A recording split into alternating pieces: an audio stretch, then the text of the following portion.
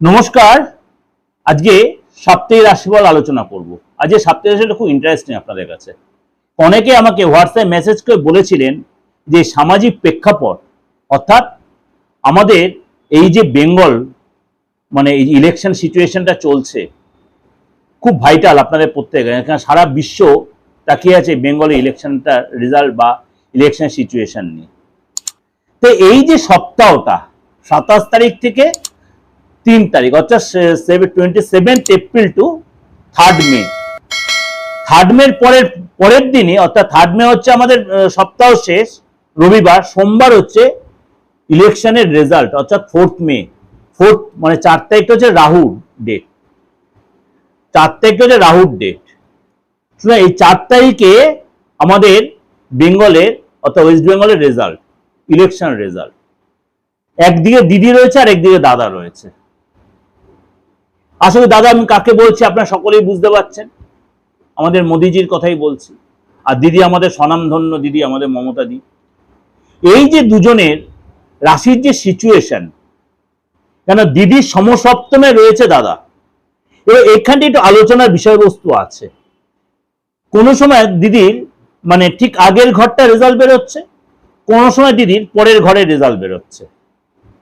কারণ দিদি এই বয়সেও যা যুদ্ধ করছে তেমনি মোদিজিও ততটাই যুদ্ধ করছে তার সেনাপতিকে নিয়ে। দিদির সেনাপতি হচ্ছে অভিষেক বন্দ্যোপাধ্যায় আর দাদার সেনাপতি হচ্ছে অমিত শাহ। সুতরাং সমানে সমানে কিন্তু টক্কর চলছে। একটা স্টেপ চলে গেছে অর্থাৎ 23 তারিখের ভোটের একটা আবহ চলে গেছে, অর্থাৎ এরপরে এই যে একটা লাস্ট উইকে একটা ইলেকশন গেছে আর 29 তারিখ অর্থাৎ এই সপ্তাহেতে 29 তারিখে একটা ইলেকশন, এটাই লাস্ট। অর্থাৎ এই যে 29 তারিখটা হচ্ছে 9 2 11 11 1 1 2 অর্থাৎ 2 সংখ্যা। সুতরাং একটা যে মাথায় রাখবেন, দিদির যে গো রাশির সিচুয়েশন আর মোদিজির যে গো রাশির সিচুয়েশন, এই মুহূর্তে মঙ্গল বসে আছে আপনার জলরাশিতে শনির সাথে জুতি তৈরি করে। যদি ধরে নি দিদির বৃষ রাশি, কোনো কোনো সময় দিদির বেরোচ্ছে মেষ রাশিও, আবার মোদিজি বৃশ্চিক রাশি, বলেই দিলাম আপনাদের। সুতরাং এই যে কন্ডিশন, দুজনেরই মঙ্গলের একটা প্রভাব রয়েছে এবং মঙ্গল বসে আছে আপনার জলরাশিতে শনির সাথে জুতি তৈরি করে। যদি ধরে নি আপনার কর্তব্যের খাতিরে দিদির টাইম সময়টা জন্ম সময়টার উপর বেস করে, তাহলে দিদির কিছু জায়গায় আসছে মেষ রাশি। তো মেষ রাশির প্রভাব দিদির ক্ষেত্রে দেখে, তখন সেটা সমসপ্তম হচ্ছে না, তখন অষ্টম ঘর দেখাচ্ছে। কিন্তু হিসাবে দিদির বিষয় রাশি যখন, তখন সেটা সমসপ্তম বৃশ্চিক রাশি। সুতরাং এই সময় শুক্র বসে আছে আপনার নিজ রাশি মালব্য যোগ তৈরি করে, সেই মুহূর্তে কিন্তু রেজাল্ট বেরোচ্ছে।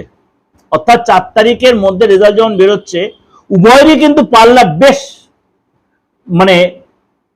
সমানে সমানে টক্কর দেওয়ার মতো, সমানে সমানে। তার মধ্যে 92% ভোট কিন্তু পড়েছে প্রথম ইলেকশনে। সুতরাং অনেক কিছু ঘটতে পারে, দুজনের পাল্লায় কিন্তু সমানে সমানে চলছে। তারা মোদিজির রয়েছে 5th হাউসে, রাশির অধিপতি মঙ্গল শনির সাথে। আপনাদের মনে আছে কিনা জানেন, আপনার করোনার সময় দেখেছিলেন মোদিজির সেই সময়টা সবাই বলেছিল সিচুয়েশন অনুযায়ী এই সময় বোধহয় বিজেপি গভর্নমেন্ট আসবে না, কিন্তু মোদিজি কিন্তু বল পেতে সেই সময় কিন্তু এসেছিল করোনার সময়। আপনাদের মনে আছে কিনা সেই সময়টা জানি না, একটু নিজেদের অতীতটি একটু ঘেটে দেখবেন, ওই সময় দেখবেন বেশ ভালো রেজাল্ট করেছিল। তাহলে কিন্তু আমি বলছি না যে দিদির রেজাল্ট খারাপ হবে, আমি একবারও এই কথাটা বলছি না, কিন্তু আমি বলছি টক্করটা কিন্তু সমানে সমানে হবে, একতরফা কিন্তু হবে না যে একতরফা একদল জিতে বেরিয়ে যাচ্ছে আর একদল একদম পুরো ঝুলে থাকবে, তা কিন্তু হবে না। এই বছরের এই যে বিধানসভা 2026 অর্থাৎ রবির বছর, দুজনের জন্য রবি বিচারটা কিন্তু খুব ভাইটাল। কারণ মোদিজি 6th হাউসে রবি বসে আছে গোচর অনুযায়ী, আর দিদি যদি মেষ রাশি ধরি, দিদির ট্রানজিট অনুযায়ী সেখানে কিন্তু দিদির রাশিতে কিন্তু রবি বসে আছে। সুতরাং কেউ কিন্তু কোনো অংশে কমতি যাবে না, খেলা কিন্তু হবে, কেউ সহজে কিন্তু ফিল ছাড়বে না। এবার বিচারটা হচ্ছে, আমি একদম পুঙ্খানুপুঙ্খ বিচারটা আপনাদের বলে দিতে পারি, বলা মানে উচিত, কিন্তু এটা আফটার ইলেকশন আপনারা অনেকে হয়তো আমাকে ব্যাড কোনো কমেন্টস করে বোঝে, আপনারা কেউ না কেউ এই দুটো দলকে সাপোর্ট মানে বেশিটাই মেজর পার্সেন্ট সাপোর্ট করেন। কারণ যখন দেখবেন তার আমার কথাটা হয়তো লেগে গেছে, অপোজিট পক্ষ আমাকে হয়তো নেগেটিভ কোনো কমেন্টস করে বসলেন, আমি চাই না কাউকে হার্ট করতে। একটু আমাদের কাছে আপনাদের কাছে একটা আলোচনা করলাম যে উভয় পাল্লাই কিন্তু সমানে সমানে টক্কর দেওয়ার মতো, কিন্তু কোনো একজন তো পরাজয় হবেই, পরাজয় হবেই, কিন্তু আমি একদম 100% ক্লিয়ার কে হবে, কিন্তু কোন একটা মানে কারণে এগুলো বলতে একটু আমি দ্বিধাগ্রস্ত দেখাচ্ছি, কিন্তু সিচুয়েশন আপনাদের যদি আলোচনা করলাম।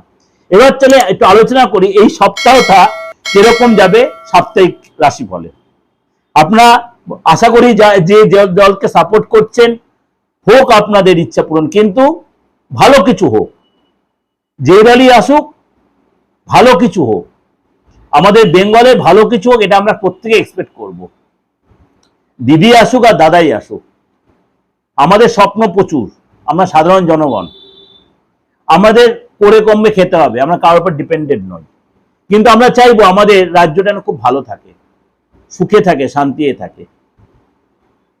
দুজনেই মানে অভিজ্ঞ রাজনীতিবিদ, আর দিদির সাথে দাদার সম্পর্ক কিন্তু যথেষ্ট ভালো। মানে মোদিজির সাথে আমাদের দিদির, মমতা দিদির সম্পর্ক যথেষ্ট ভালো সম্পর্ক, আপনারা কতটা জানেন কি জানেন না, যথেষ্ট ভালো সম্পর্ক। শুধু এই এখনকার সম্পর্ক না, যখন অটল বিহারী বাজপেয়ীজি ছিলেন তখন দিদির সাথে সম্পর্ক ভালো। যারা একটু পুরনো রাজনীতি তারা জানেন আমি কি বলতে চাইছি কথাটা, যারা পুরনো রাজনীতি করতে হবে, রাজনীতি কালচার করেন, তারা কিন্তু জানেন আমি কি বলতে চাইছি। সুতরাং আমি এটা নিয়ে এখন আর ঘাটাতে চাইছি না, রেজাল্টটা যাই হোক, আমি আশা করি আপনাদের কিছু বোঝাতে পারলাম। যাই হোক, ভালো হোক, মানে আগামী 5 বছর আমাদের রাজ্যের যেন ভালো হোক, এটাই চাই। মানে প্রত্যেকের কর্মসংস্থান হোক, মা বোনেরা সুস্থ সবল থাকুক, শান্তিতে থাকুক, এবং প্রত্যেকের অর্থ রোজগার জায়গাটা যেন ভালো, স্টেবিলিটি আসুক। চলুন তাহলে আলোচনা করি আজকের মানে এই সপ্তাহে গ্রহ রাশির সিচুয়েশনটা। প্রথমে বলি, সূর্য রয়েছে মেষ রাশিতে, মঙ্গল রয়েছে মীন রাশিতে, জলরাশিতে শনির সাথে জুতি তৈরি করে, এবং দেবগুরু বৃহস্পতি মিথুন রাশিতে রয়েছে, এবং শুক্রাচার্য রয়েছে আপনার তার নিজ রাশি মালব্য যোগ তৈরি করে, রাহু রয়েছে কুম্ভ রাশিতে, এবং বুধ রয়েছে আপনার 30 তারিখ পর্যন্ত থাকবে আপনার মীন রাশিতে, 30 তারিখ সকালে 7টা 8 মিনিটে চলে যাবে আপনার মেষ রাশিতে। মানে এই সপ্তাহে কিন্তু বুধের কিন্তু গোচরে বুধায়িত্ব যোগ তৈরি করবে। It's a miracle, it's a miracle দুজনের জন্যই।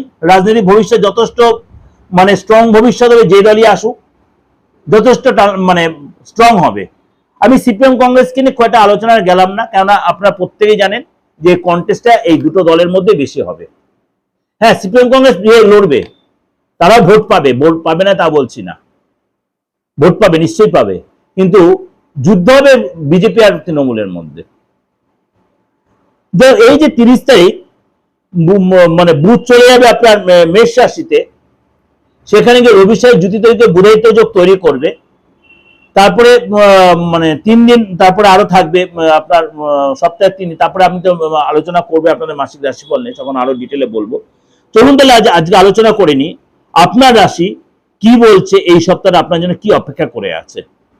মেষ রাশি, মেষ রাশি আপনার রাশিতেই সূর্যদেব বসে আছেন, 30 তারিখে বুধও আপনার রাশিতে প্রবেশ করবে, অর্থাৎ তখন বুধায়িত্ব যোগ তৈরি হবে।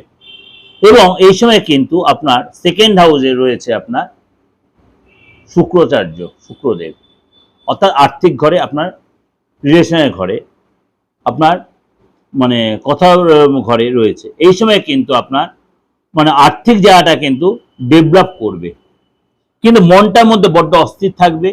এই সময় কিন্তু আপনাকে অবশ্যই অর্থ লাভে একটা কিন্তু মানে প্রবল যোগাযোগ তৈরি। আপনি যদি ফ্যাশনেবল লাইনে থাকেন, আপনি ক্রিয়েটিভ লাইন, আপনার যথেষ্ট ডেভেলপ, আপনি সোশ্যাল মিডিয়ায় থাকেন, আপনি যদি কোনো মানি মার্কেটিং লাইনে থাকেন, বা আপনি মনে করুন এই পাবলিক ডিলিজ কোনো কাজের সাথে জড়িত আছেন বা আপনি সোশ্যাল মিডিয়ায় জড়িত, তাহলে আপনার যথেষ্ট এই সময় যথেষ্ট ভালো হবে।